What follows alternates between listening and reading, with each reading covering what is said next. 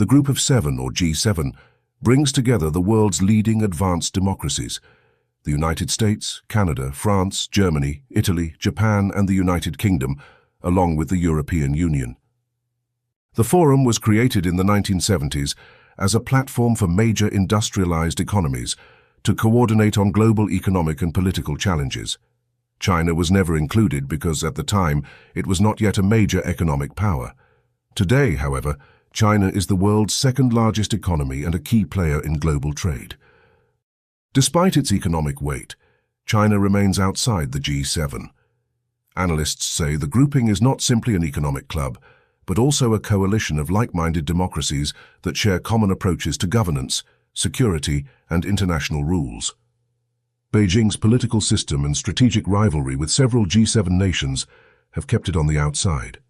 Yet China's influence is impossible to ignore.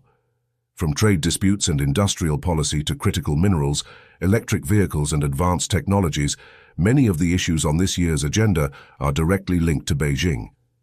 G7 countries have expressed concerns about China's export-driven economic model and its growing dominance in key manufacturing sectors. Ahead of the summit, French President Emmanuel Macron even convened a special discussion involving Chinese officials on global economic imbalances, highlighting Beijing's importance to the global economy. The rare engagement underscored efforts to address tensions before leaders gather in France.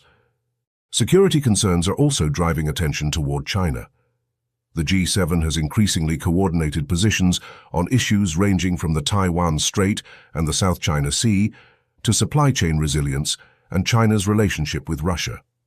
In recent years, summit communiques have repeatedly highlighted concerns over Beijing's economic and strategic actions.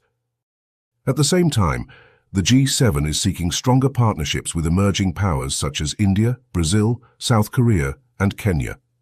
These invitations reflect a recognition that global governance can no longer be shaped by Western economies alone. Notably, China has not been invited to this year's summit, even as it remains a dominant topic of discussion. For Beijing, the G7 remains a forum it frequently criticizes as outdated and unrepresentative.